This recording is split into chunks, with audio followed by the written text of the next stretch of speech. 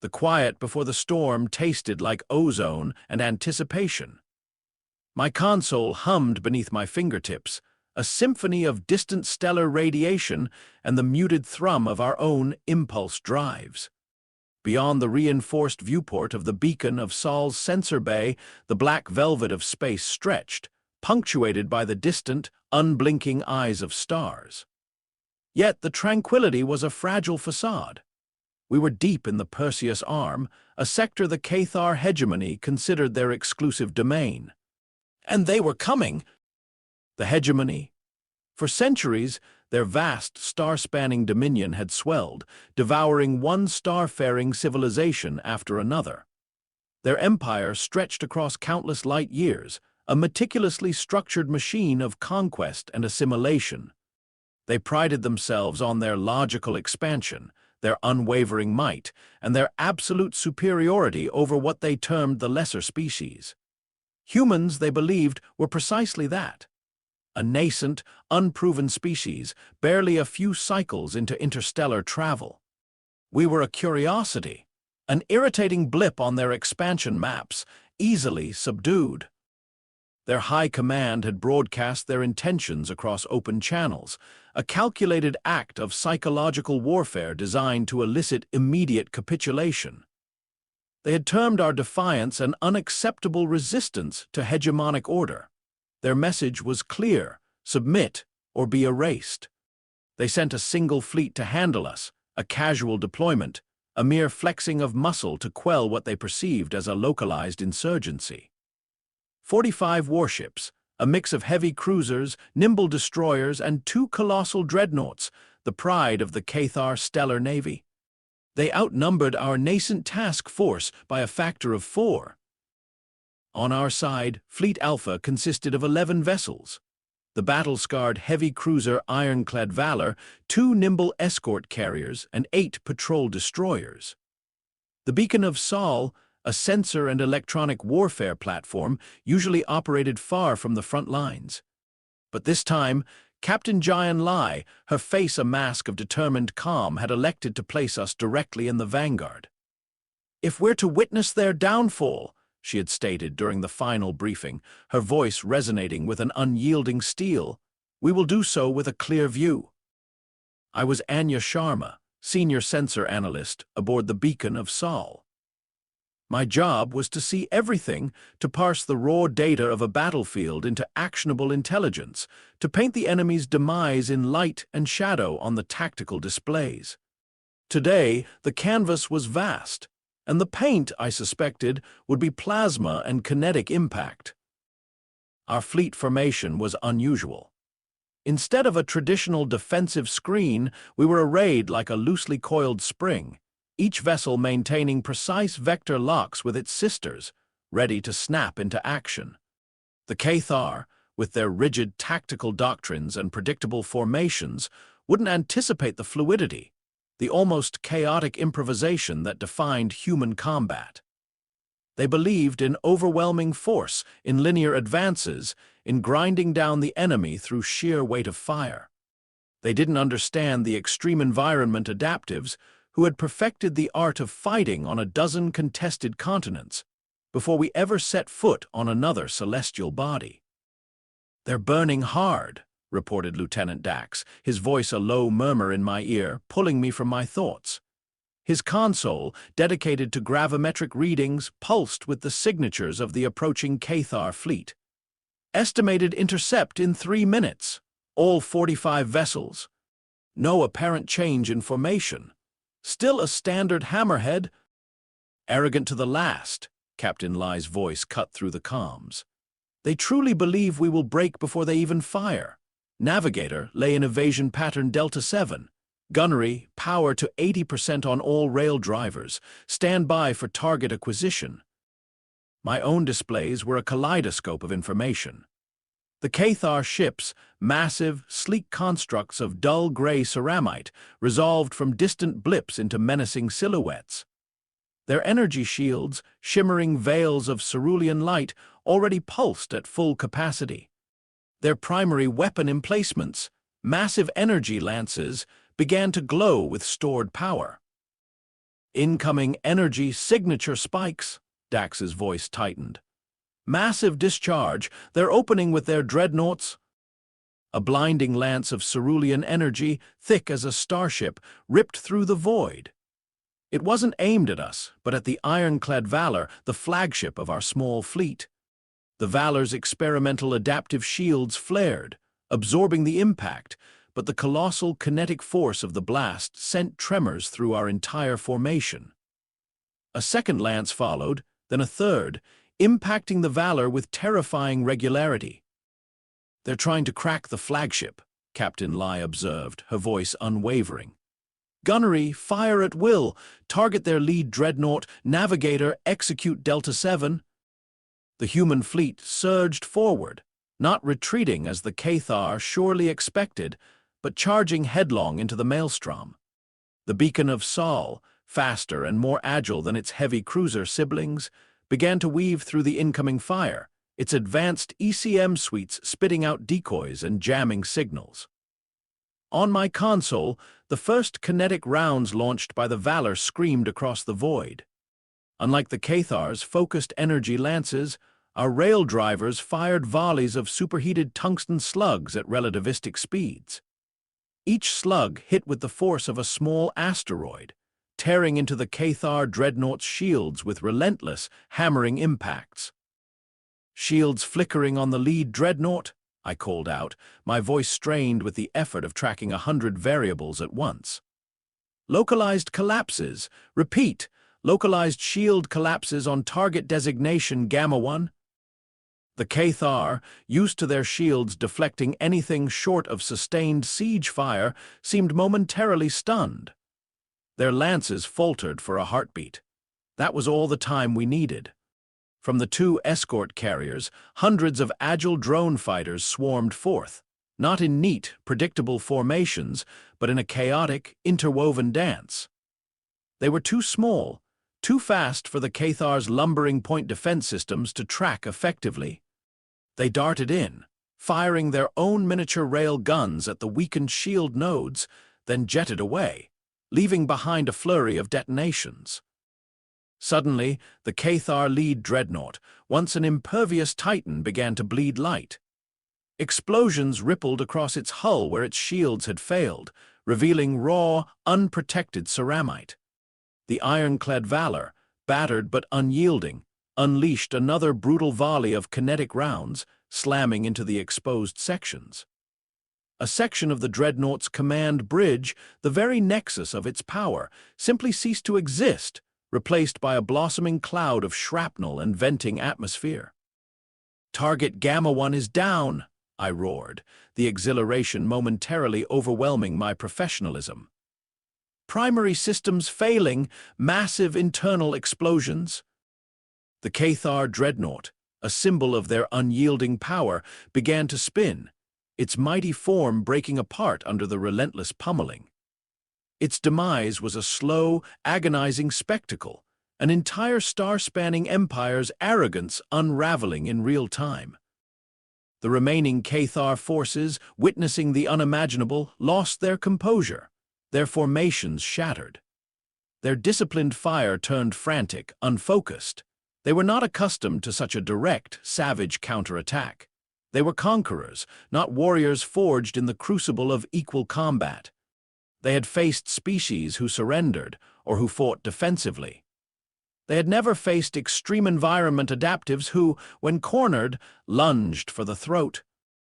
Our destroyers, which the Cathar had dismissed as mere scouts, now proved their true worth. They were fast, heavily armed, and piloted by crews who delighted in close-range brawling. They darted among the larger Cathar cruisers, unleashing torpedoes and rapid-fire kinetic bursts into their flanks, exploiting the chaos. The beacon of Sol, meanwhile, poured on the electronic warfare, jamming Cathar comms, disrupting their targeting arrays, turning their carefully coordinated attacks into a cacophony of frustrated rage. One Cathar heavy cruiser, its shields battered, tried to disengage, turning its back to our assault. A single destroyer, the Stardancer, pursued it with relentless fury, firing bursts of kinetic energy until the larger vessel's engines exploded in a gout of superheated plasma. The Stardancer then pivoted, seamlessly joining the attack on another, larger target. The battle, which the Cathar had intended as a brief demonstration of power, devolved into a rout. Their ships, once so orderly, now scattered like frightened dust motes. They were not retreating tactically, they were fleeing. They abandoned crippled vessels, leaving their vanquished comrades to drift in the cold void. "They're breaking contact. Full retreat vectors confirmed," Dax shouted, his voice hoarse with adrenaline. "Jumping to warp. All remaining Cathar vessels are making full power jumps." Captain Lai, for the first time, allowed a faint smile to touch her lips. "Let them run. Let them carry the message." The void settled into a new, eerie quiet, marked only by the drifting wreckage of Cathar vessels and the victorious, if damaged, human fleet. The engagement had lasted a mere 23 minutes. In that short span, we had eliminated nearly half of their insignificant force and sent the rest scrambling back to whatever dark corners they hailed from. On the bridge, the crew of the Beacon of Sol let out a collective, ragged breath. There were no cheers, no shouts of triumph. Just the quiet hum of damaged systems, the scent of strained wiring, and the pervasive awareness of what had just transpired. We had fought. We had won. And the cost, though significant, was far less than it should have been against such an overwhelming force. My console, still flickering with the ghosts of destroyed ships, began to pick up fractured, desperate Cathar communications. They were not meant for our ears, but our systems were designed to pierce through such veils. The voices were alien, but the tone was universally recognizable. Fear. Disbelief. Accusation. "It's impossible. Their ships are not advanced enough for such tactics." The shield failures. The kinetics. What are these beings? They fight with the ferocity of primal beasts. They do not follow the established doctrines of war. One voice, deep and resonant, presumably a high-ranking Cathar official, cut through the clamor. This was meant to be a minor pacification. They are an unclassified species. How could they possess such savagery? Captain Lai had us patch the intercepted Cathar communications directly into the fleet-wide broadcast. Every human crew member, from the bridge officers to the lowest deckhand, listened. The Cathar were terrified.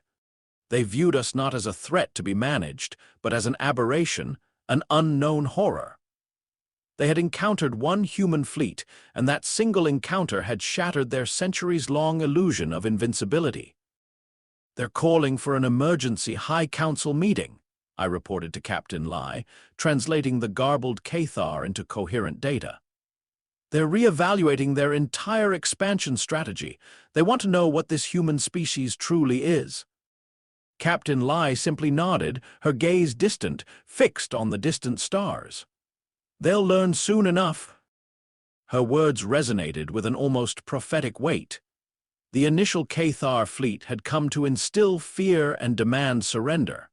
Instead, they had stumbled upon something far more profound, a preview. They thought they had seen humanity's maximum effort, our desperation. They were about to discover they had merely scratched the surface of our true capabilities.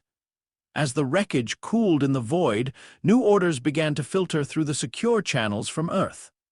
They were not orders for rest or consolidation. They were orders for unprecedented industrial mobilization, for the drafting of new designs, for the forging of materials yet unknown to the galactic stage. A single fleet had made them tremble. Soon, they would learn that when humanity decides to truly defend its own, or to strike back at those who dared threaten its peace, one fleet was merely the polite knock, and the real force, the overwhelming, terrifying display of humanity's unyielding will, was just beginning to stir. I pulled up the latest shipyard projections, raw data from Earth and her allied colonies, and a shiver, not of cold but of awe, ran through me. What the Cathar had just faced was nothing compared to what was being assembled. Nothing at all. Thank you for listening to part 1 of One Fleet was enough to terrify them. Then Earth unleashed 10 more. If you enjoyed this glimpse into humanity's awakening, please remember to like this video and subscribe to the channel for more epic HFY content. What do you think will happen next, and where are you tuning in from? Let me know in the comments below. The intercepted Cathar transmissions, fraught with terror and disbelief, quickly faded from our comms. Captain Lai's quiet nod was the only outward sign of her satisfaction. Her words, "They'll learn soon enough," echoed in the suddenly spacious bridge of the beacon of Sol. The void outside, still littered with the cooling wreckage of Cathar vessels, felt less like a battlefield and more like a graveyard for overconfidence. Our orders from Earth came swift and decisive. No rest, no long-awaited shore leave. The victory at the Perseus Arm was not an end but a prelude. We were to withdraw from the forward lines, not to repair, but to be refitted. The beacon of Sol, already a marvel of sensor and electronic warfare, was earmarked for a radical overhaul, along with the battered but unyielding ironclad Valor and the rest of Fleet Alpha. We rendezvoused at the newly designated Titan Forge, a vast, modular drydock facility concealed within the perpetually churning storms of Jupiter's upper atmosphere. Stepping onto the transfer shuttle for Titan Forge felt like entering a different universe. Gone were the familiar, cramped corridors of the beacon. Instead, massive bays illuminated by pulsing arc lights stretched for kilometers. Hulls of ships unlike anything I had ever seen were taking shape, their skeletal frames bristling with weapon emplacements and drive nacelles. Earth's brass had indeed been busy. The Cathar, true to their calculated nature, didn't immediately return with overwhelming force. After their initial rout, their hegemony had gone quiet, too quiet. Our deep space probes and listening posts reported abandoned frontier outposts, silent trade lanes, and a sudden, sharp decrease in Cathar military patrols along their borders. It was a calculated withdrawal, a strategic pause designed to confuse us, to make us complacent. They were re-evaluating, dissecting their defeat at the Perseus Arm, trying to understand the anomaly of human combat. Intelligence reports, decrypted by Earth's nascent cyber warfare divisions, painted a picture of widespread panic and intense debate within the Cathar High Council. Their rigid, millennia-old doctrines of warfare had been shattered by Fleet Alpha's unconventional assault. Some Cathar factions advocated for an immediate, overwhelming counterstrike, believing our initial victory was a fluke, a localized burst of aggression. Others, more cautious, urged for deeper analysis, for a true understanding of human capabilities before committing more resources. Their arrogance had been replaced by a chilling, calculating fear. And fear, as Captain Lai often observed, made even the most logical entities make desperate choices. While the hegemony debated their next move, Earth transformed. Shipyards across the Sol system, once operating on peacetime schedules, now churned out starships at a rate that defied previous engineering limitations. Martian foundries, known for their slow, meticulous construction, were pushing out new heavy cruisers, their armor plating reinforced with advanced composites, their internal structures designed to absorb kinetic impacts that would have vaporized older designs. Luna Shipworks, once focused on cargo haulers, now specialized in attack frigates, nimble and bristling with short-range kinetic cannons, designed for the brutal close-quarters engagements we favored. But the true marvel was Jupiter.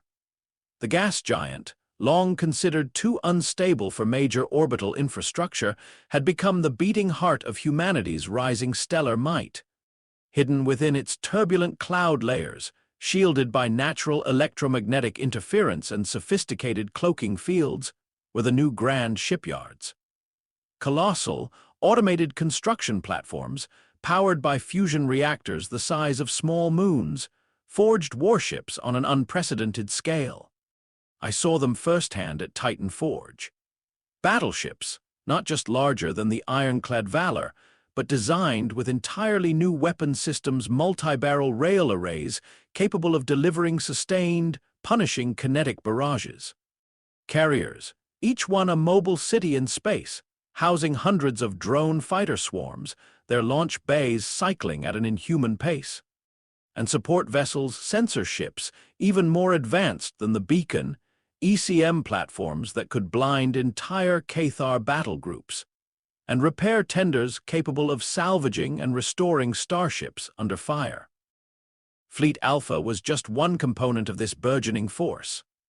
When the refit was complete, when the new orders came down, we were no longer a small, desperate task force. We were part of Fleet One, the spearhead of a much larger, truly terrifying machine. 10 new fleets, each one designed not just to defend, but to project an overwhelming, unchallengeable force. 10 fleets, each larger and more technologically advanced than the one that had humbled the Cathar at Perseus Arm. Captain Lai, now promoted to Fleet Commander Lai, addressed us in the beacon of Sol's newly expanded bridge. Her voice, amplified across the newly integrated fleet-wide comms, carried an unwavering conviction. The hegemony believes our initial victory was an anomaly. They believe they can still outthink us, outmaneuver us. They will learn the truth of extreme environment adaptives. We do not just adapt to survive, we adapt to dominate. We are not just defending our home. We are ensuring that no one ever again questions the resolve of humanity. The scale of the offensive was staggering. Our targets were not peripheral systems, but the very arteries of the Cathar hegemony. Their primary shipyards, their core world resource hubs, their central command and control relays. The plan was not to engage in piecemeal skirmishes, but to deliver a series of devastating, simultaneous blows that would shatter their logistical network and paralyze their response. Fleet One, our fleet, was assigned to the Cathar's most heavily fortified sector. The Iron Veil, a dense cluster of nebula and asteroid fields that concealed their oldest, most productive shipyards. Defended by a standing fleet rumored to be the equivalent of 30 battleships and 1,000 escorts. It was their unbreachable fortress. The journey to the Iron Veil was long, a period of anticipation and quiet readiness. Our new ships hummed with barely contained power. The crews, a mix of seasoned veterans and eager new recruits, carried a quiet confidence. The memory of Perseus Arm, of the Cathar's disbelief and terror, fueled a collective determination. We weren't just fighting for survival anymore, we were fighting to define humanity's place in the cosmos. When we finally dropped out of FTL at the edge of the Iron Veil, the void was not silent. It was alive with a cacophony of Cathar sensor pings, active jamming, and patrol signatures. Unlike the arrogant simplicity of their first fleet, the hegemony was ready. Their defenses were layered, sophisticated.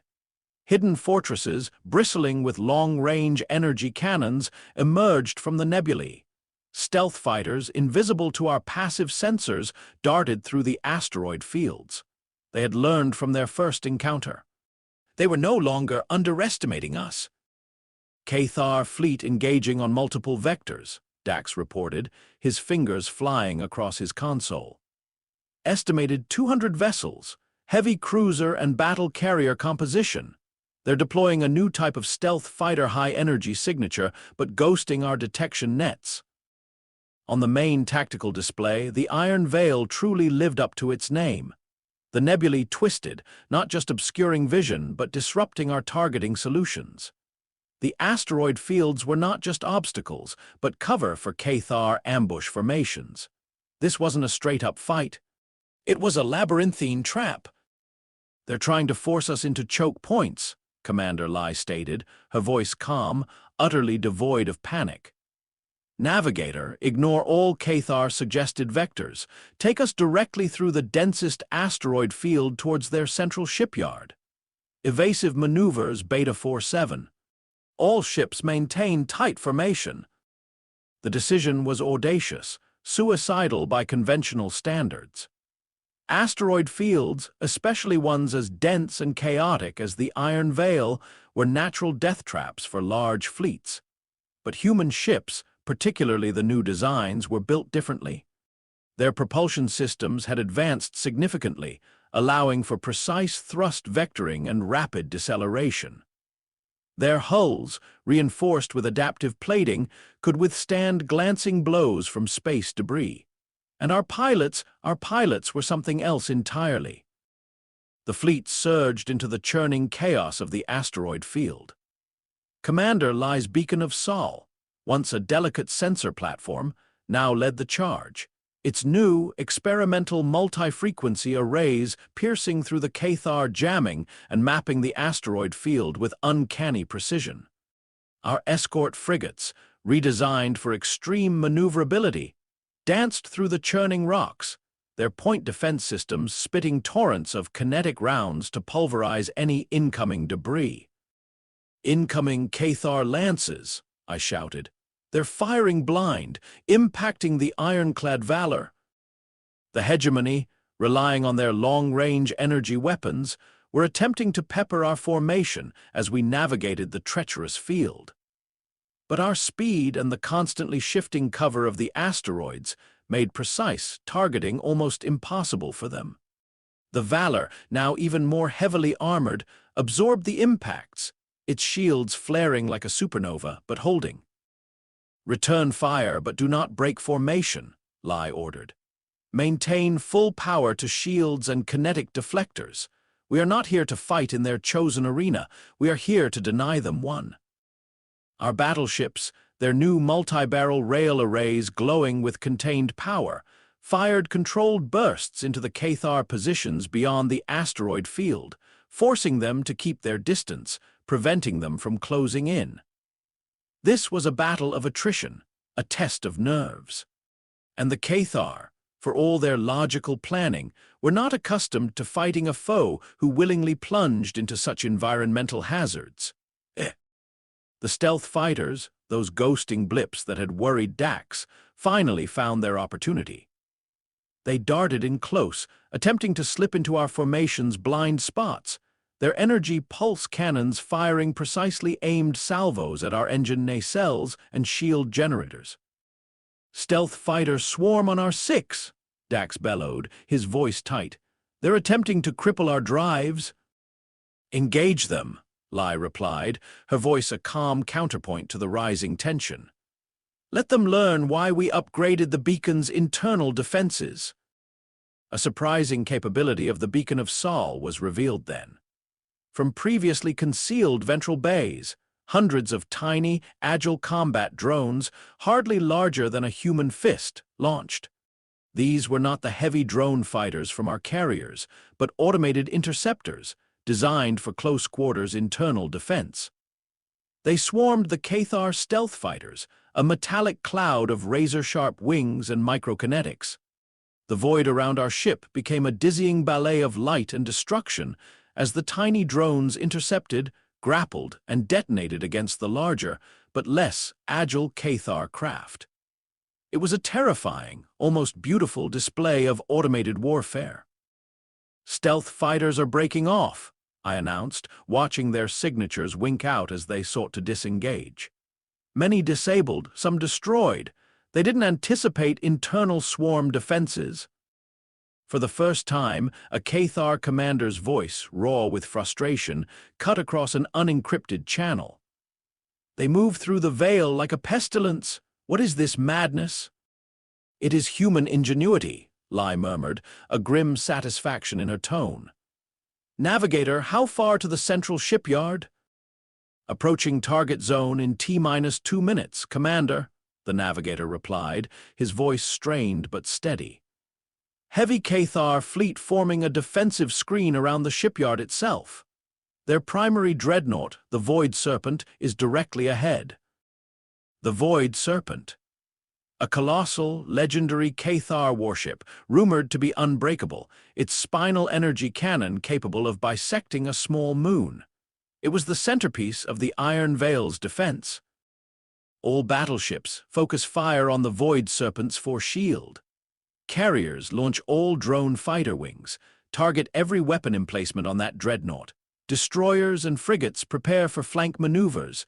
We hit them hard now, break their spine. Emerging from the asteroid field, Fleet 1 exploded into coordinated aggression. Our battleships, led by the ironclad Valor, hammered the Void Serpent with concentrated rail gun fire. The dreadnought's shields, layered and powerful, rippled, but unlike the Cathar's previous encounter, they did not shatter instantly. This was a true test of might. Hundreds of our drone fighters swarmed the Void Serpent, a metallic whirlwind, seeking out vulnerabilities, engaging its point defense systems in a chaotic, overwhelming assault. The Cathar defense fleet, stunned by our audacious transit through the asteroid field, finally moved to engage. They were prepared for a defensive stand, not a head-on charge from the heart of the natural hazards. Heavy cruisers opened fire, their plasma cannons spitting blue-white fury. Swarms of Cathar fighters, more conventional than their stealth counterparts, launched from their carriers, desperate to intercept our attack drones. The battle devolved into a maelstrom of light and fury. Our destroyers, emboldened by their success at Perseus Arm, charged the Cathar heavy cruisers, using their speed to weave through incoming fire, dumping torpedoes into engine housings and bridge sections. The ironclad Valor, its shields flickering under the relentless assault of the Void Serpent's spinal cannon, kept its rail guns locked on, chipping away at the monstrous dreadnought's defenses. "Shields at 40% on the Valor," I yelled, watching its energy readout plummet.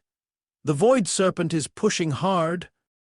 "She'll hold," Lai stated, her eyes fixed on the display. "Focus fire, Fleet 1, break the Void Serpent." Despite our ferocity, the Cathar were better prepared this time. They fought with a grim determination, their fear sharpened into a desperate will to resist. One of our new battleships, the Titan's Fury, took a direct hit from a Cathar heavy cruiser's plasma cannon. Its advanced armor smoked, but held, though its primary rail gun array went dark. Our losses were mounting slowly but steadily. The Cathar were fighting for their most vital asset, and they wouldn't yield easily.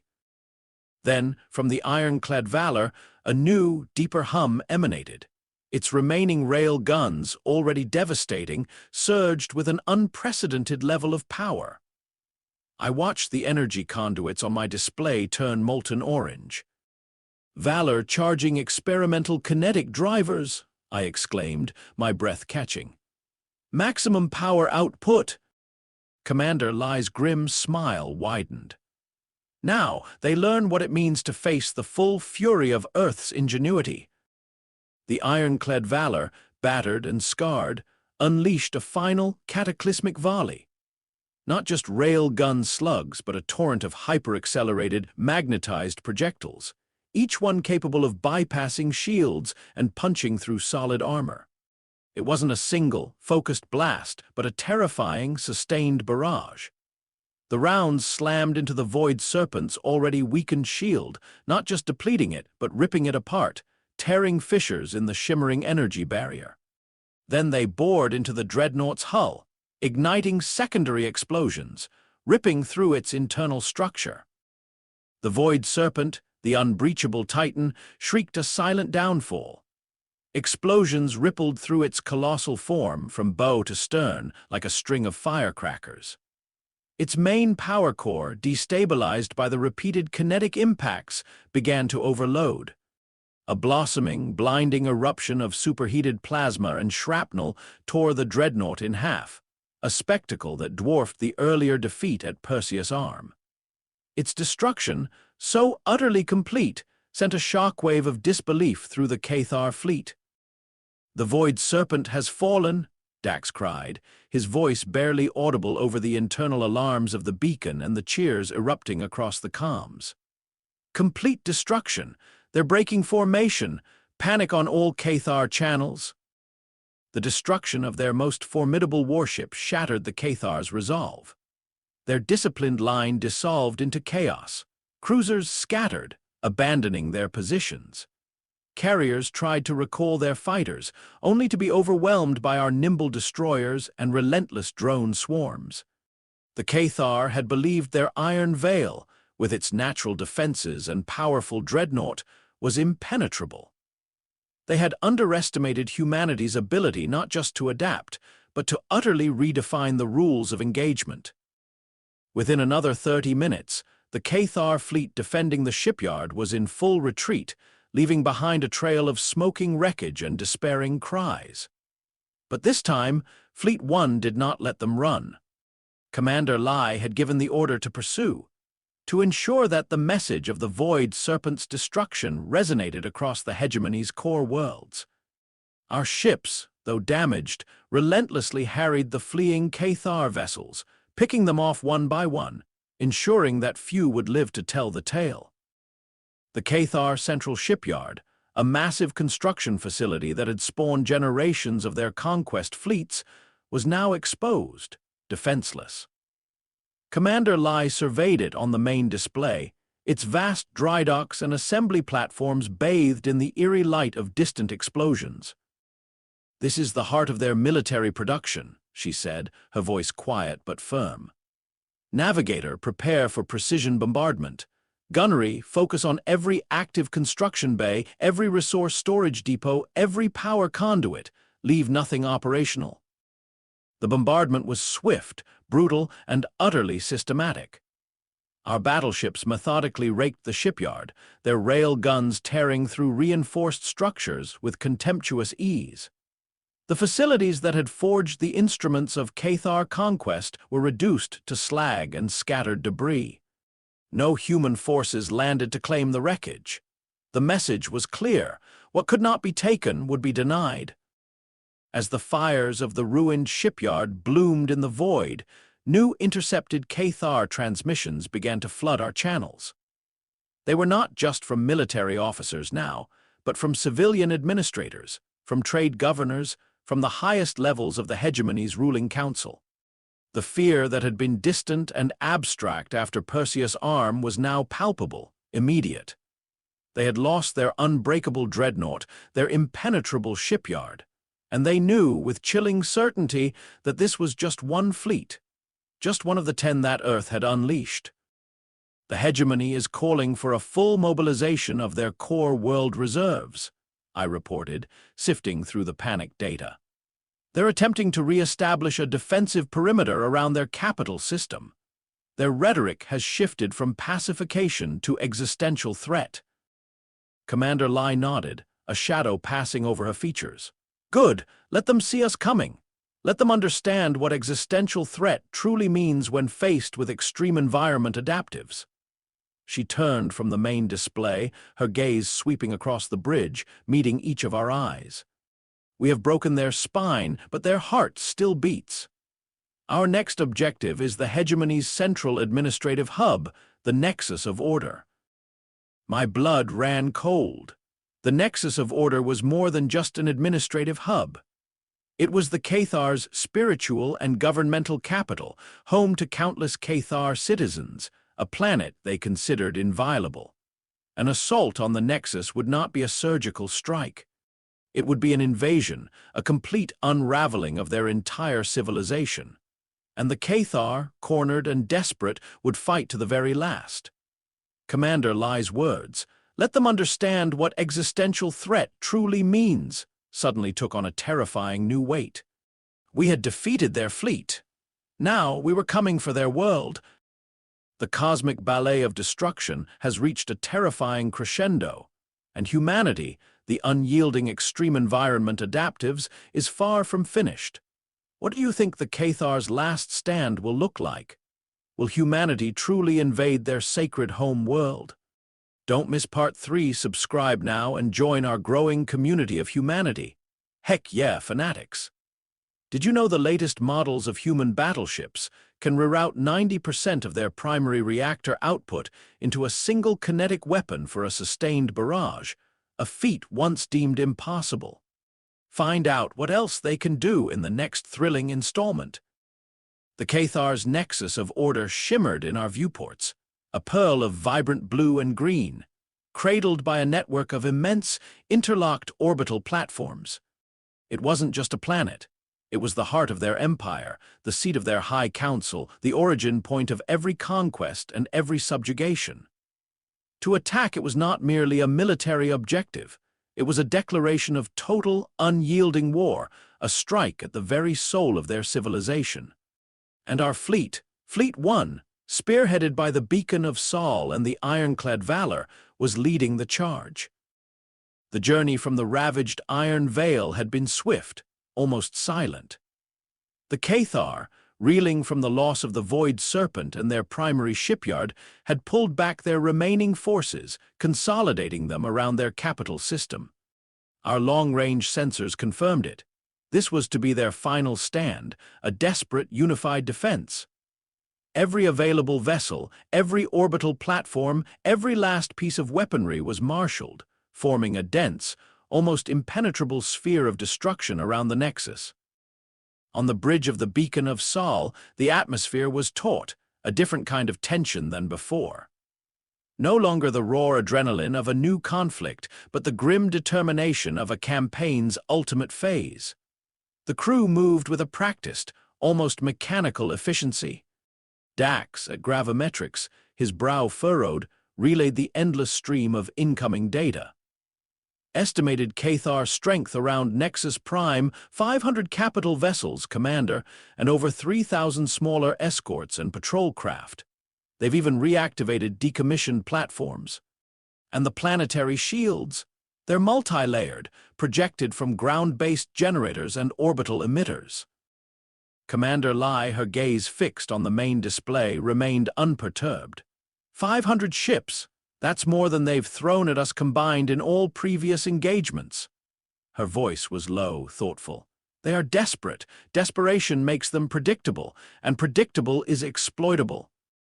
Our battle plan, codenamed Apex Descent, was audacious. Instead of a protracted siege, Fleet 1 would launch a direct, unyielding assault on a single point of their defense grid. Not to shatter it entirely, but to create a breach, a narrow, temporary path directly to the planet's surface. The Cathar, with their rigid defensive doctrines, would assume we intended to destroy their entire orbital network. They would focus their resources, on containing our main assault, leaving themselves vulnerable to the unexpected. "This is it, team," Commander Lai's voice resonated through the fleet-wide comms, a steadying presence amidst the rising anticipation. The Cathar believed they could intimidate us. They believed they could break us. Today, we demonstrate why humanity is not a species to be trifled with. We are not just fighting for our right to exist. We are fighting to ensure that no civilization ever again casts its shadow across our nascent reach. To victory, Fleet 1. A roar, not of cheering but of raw resolve, echoed back through the comms. Then, silence as the fleet surged forward, a hammer of steel and light, aimed directly at the Nexus's orbital fortifications. The Cathar response was immediate and overwhelming. Thousands of energy lances, plasma torrents, and kinetic rounds erupted from their defensive sphere, transforming the void into a maelstrom of destruction. The sheer volume of fire was unlike anything we had ever faced. The ironclad Valor at the spearhead of our formation became a beacon of shimmering, superheated shields, absorbing blow after devastating blow. Other battleships and heavy cruisers in our formation flared under the impacts, their shields straining, their hulls groaning. "Heavy impacts on the Vanguard," I reported, watching the shield readouts of one of our sister battleships plummet. "Shields failing on her aft quarter." "Focus fire on that sector," Lai commanded, her voice cutting through the noise. "Destroyers, maintain your screen. Interceptors, draw their fire away from the Vanguard." Our drone fighters and interceptors, hundreds of thousands of them, streamed forth from our carriers, weaving through the Cathar fire, not seeking kills, but disruption. They drew the enemy's point defense systems, tying up their targeting arrays, buying precious seconds for our larger vessels. The Beacon of Sol, positioned behind the main assault, poured out a deluge of electronic countermeasures, blinding Cathar targeting systems, spoofing their sensors, turning their carefully coordinated fire into a chaotic, unfocused barrage. But even with our advanced ECM, the Cathar had adapted. Their new counter-jamming arrays were effective, forcing our systems to work at their absolute limits. "Commander, gravimetric fluctuations detected," Dax's voice tightened. "Massive energy signatures forming behind their main defensive line. It's a gravwell projector, multiple units." On the main display, shimmering distortions appeared deep within the Cathar formation, growing rapidly. Gravitational well generators.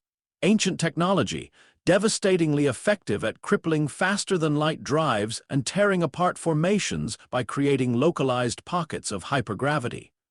It was a weapon of last resort, and they were deploying it. "They're attempting to break our formation, Commander," I shouted, a cold dread seeping into my voice. "If they activate those wells, we'll be pulled apart, trapped." The Cathar High Chancellor's voice, calm and chillingly confident, sliced through the comms, amplified across all frequencies. "Humanity, you have reached the precipice of your folly. Retreat now, or face the unbreakable might of the Cathar hegemony. Your technology cannot withstand the forces we are about to unleash." Commander Lai's eyes narrowed, a flicker of something akin to grim satisfaction in their depths. "Navigator, execute Apex Breach Maneuver Delta 99. All ships, full power to main drives, prepare for extreme velocity and G-loads. Helmsman, trust your training. Anya, prep the deep scan arrays. Dax, track the gravwell emitters. We will not be trapped. We will ride their own fury." The fleet, instead of attempting to evade the forming gravwells, accelerated. It was a move that defied every logical tactical doctrine. Accelerating into a gravwell would normally tear a ship apart or, at best, cripple its engines. But humanity had been designing ships for extreme environments for centuries. Our new drives, built for the turbulent chaos of Jovian storm clouds and the crushing gravity wells of gas giants, were about to be tested. "Engines at 200%, the beacon's helmsman grunted, fighting the controls as the ship trembled violently. "Gravitational shear building, hull stress at critical levels." The beacon of Sol, along with the rest of Fleet 1, became a blur of accelerated light, a screaming spear plunging through the void. We didn't try to avoid the gravwells.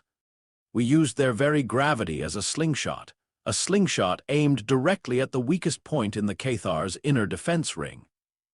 Our ships, designed with incredibly robust internal bracing and advanced inertia dampeners, were pushed to their absolute breaking points, but they held. The Cathar, watching their carefully laid trap become a launchpad for our assault, were momentarily paralyzed by disbelief. "The Cathar are not reacting," I yelled, watching their formations waver on my display. "Their targeting solutions are dissolving. They didn't anticipate our gravitational surfing." The Chancellor's voice, now laced with a raw, guttural fear, screamed over the comms. "Impossible! They embrace chaos. They use our own strength against us, break formation, counter-fire." But it was too late. We were already inside their main defensive line. The gravwell projectors, instead of trapping us, had slingshotted us through their own ranks, turning their coordinated defense into a panicked melee. Our battleships, now in close quarters, unleashed point-blank barrages. The ironclad Valor, its shields glowing like miniature suns, tore through a Cathar heavy cruiser with a single, devastating broadside. "Their capital vessels are falling apart," Dax cheered, his voice hoarse. "They're trying to reform, but our ships are too fast." The fighting was brutal, relentless. Our destroyers, previously screening the battleships, now darted through the fractured Cathar lines, their kinetic cannons spitting fire, eliminating critical target after target. Our drone swarms, thousands strong, engaged Cathar fighters in dogfights that painted the void with explosions. The Cathar, for all their numbers, were disoriented. their rigid tactical doctrines unable to adapt to the sheer, unhinged ferocity of humanity's close-quarters brawling. "Anya, locate the primary planetary shield generator," Commander Lai ordered, her voice sharp, cutting through the cacophony. "We need a clear path to the surface." My fingers flew across the console. The Nexus's planetary shield was an immense, shimmering dome, fed by hundreds of distributed ground-based emitters, but primarily by 3 massive, hardened power stations on the surface. "Commander, 3 primary emitters confirmed. Designations Alpha, Beta, and Gamma. All heavily armored, shielded by atmospheric defense arrays." "Gamma emitter is closest to our current trajectory," Lai noted. "It's located in a dense urban center, deep within their capital city, from what our long-range scans show. A direct strike on a planetary shield generator located in a civilian population center. The implications hung heavy in the air, unsaid. But the Cathar had brought this war to humanity's doorstep, had threatened their very existence. This was the consequence. "All available bombers and precision strike craft prepare for atmospheric insertion," Commander Lai's voice was relayed across the fleet. "Target Gamma emitter, punch a hole in that shield." The beacon of Sol, along with other dedicated strike platforms, began unleashing a torrent of precision ordnance. These weren't Starship-grade weapons, but specialized atmospheric penetration bombs designed to bypass energy shields and deliver devastating payloads to ground targets. Hundreds of them screamed toward the Nexus, trailing fire, their targeting systems locked on the Gamma emitter. The Cathar planetary defenses, now focused on this new threat, erupted. Thousands of anti-orbital energy pulses and kinetic interceptors clawed at our incoming ordnance. Many were vaporized, exploding in brilliant bursts of light against the planet's upper atmosphere. But hundreds more pressed on, their hardened shells shrugging off impacts. "Bombardment incoming," Dax yelled, tracking the falling payloads. "Impact in T-60 seconds." The Cathar High Chancellor, his image reappearing on our comms, his voice now a desperate plea, screamed. "Stop! You will destroy millions! This is not war, this is extinction." Commander Lai simply cut the feed. "They chose this path, Chancellor. We are merely following it to its conclusion." On the main display, the Nexus of Order, once a pristine jewel, was about to become a crucible. The first precision bombs slammed into the Gamma emitter. Even from orbit, we could see the ripple. Then the blossoming inferno as the power station exploded, a miniature star consuming an entire city block. The planetary shield, fed by the Gamma emitter, flickered, then died, collapsing in a localized, shimmering wave, creating a massive, ragged hole in the Cathar's once impenetrable defense. "The shield is down in Sector Gamma," I roared, the exhilaration overriding the grim reality of the destruction below. "Open for atmospheric insertion." Commander Lai's face was grim, unyielding. "Marine drop pods, prepare for immediate deployment. Ground assault teams, this is your time to shine. Secure a landing zone around the Gamma emitter breach. Fleet, maintain orbital superiority, eliminate any Cathar resistance that attempts to reinforce the surface. We are going in." The first wave of human drop pods, thousands strong, launched from our carriers and battleships. They were hardened spearheads, designed to punch through atmospheric turbulence and hostile fire, delivering hundreds of extreme environment adaptives to the planet's surface. Each pod was a tiny, self-contained assault vehicle, bristling with kinetic cannons for landing zone suppression. "Drop pods away," the comms officer confirmed, estimating touchdown in 5 minutes. The Cathar, now stripped of their orbital shield in that sector, unleashed every anti-air weapon they possessed. Tracers filled the sky, explosions lit the atmosphere. Their orbital fleet, what remained of it, surged toward the breach, desperate to cut off our descent. but Fleet One's battleships and destroyers were a wall of unrelenting fire, systematically obliterating any Cathar vessel that dared to approach. Yet, despite our dominance in orbit, the planet below was still a fortress. Ground-based heavy cannons, previously masked by the planetary shield, now opened fire, their energy blasts lashing upwards, attempting to swat our descending pods from the sky. Swarms of Cathar aerial defenders, previously unseen, rose to meet our drops. "Heavy anti-air fire incoming on the primary descent vector," Dax shouted, his voice strained. "We're taking losses. Pods 47 Delta and 62 Epsilon have been intercepted. No survivors." My stomach clenched. This wasn't the clean, distant combat of space. This was a direct, brutal penetration. We were sending our own into the heart of a hostile world, a world where every building, every street, every inhabitant was now potentially an enemy. The main display showed the leading dropships, now tiny flecks of light, plunging through the fiery atmosphere of the Nexus. They were going in, directly into the furnace of a desperate civilization's final stand. We had defeated their fleets, shattered their defenses, and breached their sacred shield. Now the battle for their home world had begun, a brutal, horrifying escalation that would define humanity's future among the stars. The Cathar had believed one fleet was enough to terrify us. They were about to discover what happened when humanity decided to invade their home. The sheer scale of this invasion, the audacity of it, was both exhilarating and terrifying. Do you think humanity can overcome the Cathar's final, desperate stand on their home world? What new horrors might await our forces on the ground? Don't miss the electrifying conclusion in Part 4. Subscribe now and hit that notification bell, so you don't miss a single moment of this epic saga. And here's a thought to ponder.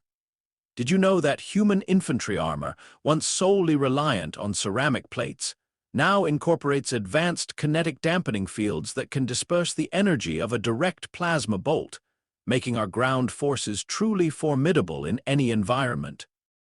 The descent into the Nexus's atmosphere was a fiery, screaming plunge.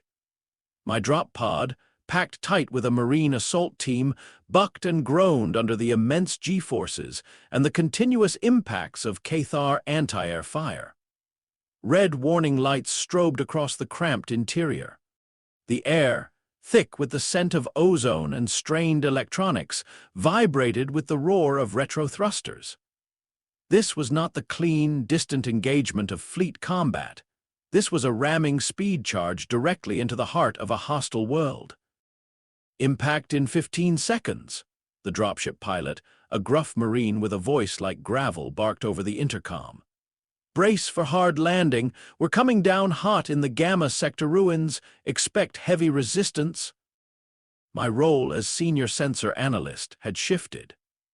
With the beacon of Sol maintaining orbital command, my expertise was now required for ground-side tactical assessment, interpreting Cathar defensive networks and guiding the Marine elements. I was equipped with an armored comm suit, bristling with hardened data links and a helmet HUD that overlaid tactical feeds onto my vision. My primary weapon, a compact, heavy-duty kinetic rifle, felt alien in my hands compared to a console. The impact was jarring.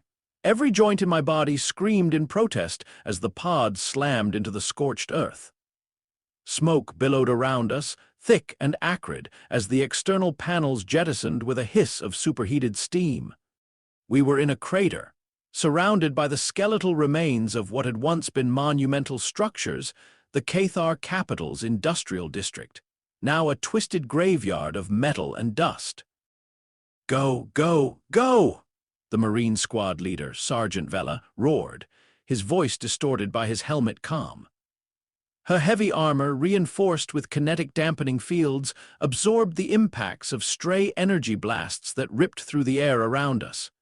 She moved with an animalistic grace, her plasmacaster spitting emerald fire. The Cathar ground forces were waiting. They were not the structured, predictable units of their star-faring fleets. These were desperate defenders, civilian militias armed with whatever they could salvage, interspersed with remnants of their elite guard. They fought from the rubble, from the shattered windows of the remaining towers, from hidden tunnels beneath the scorched streets. Their plasma rifles lanced through the smoke, seeking out our weak points. "Contact! High, northwest!" I shouted, my targeting visor highlighting a cluster of Cathar infantry attempting to flank our position from a collapsed hab block. My kinetic rifle spat tungsten slugs, tearing through their makeshift cover. The ground combat on Nexus Prime was a brutal, inch-by-inch grind. Every street, every plaza, every collapsed building was contested. Our extreme environment adaptives, honed by generations of fighting on worlds far harsher than Nexus Prime, met their ferocity with an unyielding determination. Our armored walkers, mobile fortresses bristling with heavy weaponry, cleared paths through the debris, their Gatling cannons chewing through Cathar strongpoints. But the Cathar adapted too. They learned to hide in the rubble, to use the atmospheric smoke as cover, to set traps in the twisting alleys. Days blurred into a cycle of combat and strained rest. The Cathar defense, though disorganized, was relentless. We were fighting a species that, when truly cornered, would unleash every ounce of their remaining strength. Their High Chancellor, a figure of disdain in our fleet, now broadcast frantic, desperate pleas to his people, urging them to fight to the last, to defend their cradle world. "They're launching a counterattack on Sector Gamma," Vela's voice crackled, her squad pinned down by concentrated Cathar fire. "Heavy armor detected. Looks like modified civilian construction vehicles armed with improvised energy weapons." On my tactical display, the Cathar's desperate ingenuity was clear. Improvised armored transports, lumbering and ungainly, but heavily shielded, rolled through the devastated streets, supported by wave after wave of fanatical infantry. This was their final, desperate push to retake the Gamma emitter breach, to reseal their world. "Requesting orbital support," I transmitted, my voice raw. "Cathar heavy armor advancing, priority targets, vehicle lead elements." From orbit, the ironclad Valor responded. It wasn't a full planetary bombardment, but precision kinetic strikes. With surgical accuracy, tungsten rods, traveling at orbital velocities, punched through the atmosphere, slamming into the lead Cathar armored vehicles. Explosions rippled through the enemy advance. But more vehicles, more infantry, kept coming, their determination chilling. It was during this desperate counterattack that our true nature, the nature forged on harsh, unforgiving worlds, truly shone. Instead of falling back, our Marines launched their own countercharge. Jetpacks flared, kinetic shields shimmered. We met the Cathar head-on in a swirling maelstrom of close-quarters combat. Plasma blades clashed against kinetic axes, energy shields shimmered under concentrated fire. Sergeant Vela, a blur of ceramite and resolve, engaged one of the improvised Cathar armored vehicles head-on, her plasmacaster tearing through its engine block before she leapt onto its chassis, eliminating its crew. I, Anya Sharma, sensor analyst, found myself in a brutal close-quarters struggle, my kinetic rifle an extension of my will. A Cathar warrior, black-scaled and snarling, lunged at me from the smoke, its energy halberd arcing for my head. I brought up my rifle, its kinetic shield flaring, deflecting the blow, then spun, bringing the stock around in a brutal arc that connected with the warrior's skull. It fell, unmoving. There was no time for thought, only action, only the primal drive to survive and advance. The Cathar counterattack faltered, then broke. Their desperation was not enough against the focused, unwavering resolve of humanity. We pushed them back, street by bloody street, until their last reserves were spent, their final cries swallowed by the smoke. On the third day of the ground invasion, our main objectives were secured. The Gamma emitter site was firmly in human hands. Smaller ground teams had secured 2 more landing zones, and a rapid deployment force had established a forward command center in the ruins of the Cathar capital. The battle on the surface continued, but it had shifted from desperate resistance to scattered insurgency. From orbit, Commander Lai's voice, weary but triumphant, finally crackled over the comms. The Cathar High Council has initiated surrender protocols. Repeat, the Cathar High Council has surrendered. A silence, profound and absolute, fell across the comms, across our battered ground units. No cheers, no shouts. Just the heavy breathing of extreme environment adaptives, still surrounded by the scent of dust and ozone. The war, the long, brutal campaign that had seen humanity unleash 10 fleets to break an empire, was over. The aftermath on Nexus Prime was complex. We didn't glass the planet. Commander Lai, in a move that echoed our earlier decision at their capital, had instead transmitted a clear message: unconditional surrender, and the fighting would cease. The Cathar, with their leadership fracturing and their military strength exhausted, had no choice. Humanity became the new custodians of Nexus Prime and, by extension, of the shattered hegemony. Our occupation was not one of vengeance, but of systematic integration. Cathar infrastructure, where intact, was repurposed for our use. Their vast resource networks, once fueling conquest, now fueled reconstruction, both ours and theirs. We established provisional governments, advised by human diplomats and military liaisons, working with surviving Cathar officials who were willing to cooperate. The initial reaction from the Cathar populace was one of stunned, resentful compliance. They had been told we were monsters, conquerors who would exterminate them. Instead, we were efficient, unwavering, and unyielding. We enforced order with a quiet, absolute authority. There were isolated acts of defiance, small insurgent cells that tried to continue the fight, but without a centralized leadership, without resources, they quickly withered.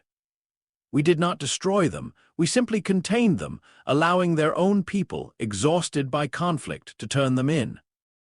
News of the hegemony's downfall, and the manner of its defeat, rippled across the galaxy like a gravitational wave. Species that had been subjugated by the Cathar for centuries now looked to humanity with a mixture of awe and trepidation.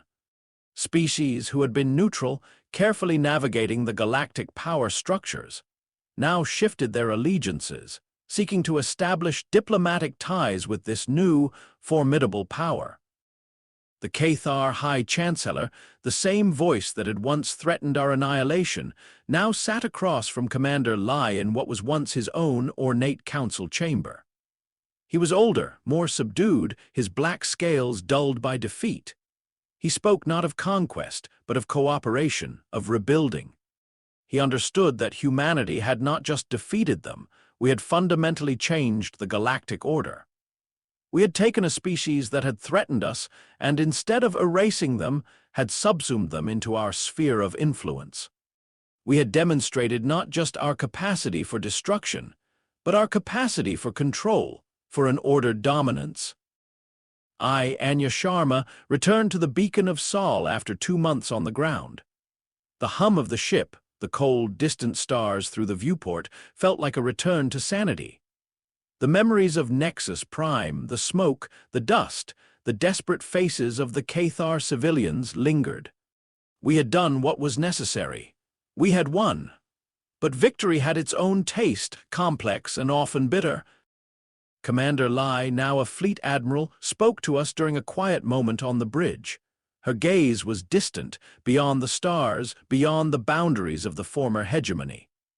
We did not seek conquest, we sought security.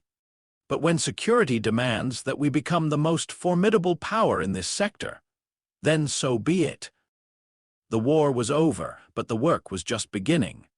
Peacekeeping operations across the former hegemony's vast territories became the new norm. Rogue factions, still clinging to the old ways, had to be brought to heel. Economic structures had to be re-established. And all the while, the galaxy watched. They watched humanity, the extreme environment adaptives, not just survive, but thrive, not just defend, but dominate. We had shown them the true face of human tenacity, human ingenuity, and human will. They had seen one fleet terrify them, then 10 fleets dismantle their empire. And now they saw humanity not as a nascent species, but as the apex. A species that, when provoked, would unleash an unimaginable fury. Then, with that fury spent, would calmly pick up the pieces and reshape the galaxy in its image. The beacon of Sol, patched and refitted yet again, continued its patrols. The stars held endless possibilities and endless challenges. New species, new threats, new opportunities. The quiet for now held, but history taught us that quiet never lasted forever. Someone somewhere would always be watching, always waiting. And when they came, they would remember. One fleet was enough to terrify them. Then Earth unleashed 10 more, and the galaxy learned what it meant to live in humanity's shadow. Thank you for joining us on this incredible journey through humanity's rise. If you were thrilled by this epic finale, please smash that like button. Subscribe to the channel for more immersive science fiction stories that push the boundaries of what's possible. And tell us in the comments below, what was your favorite humanity, heck yeah, moment from this series? We love hearing your thoughts.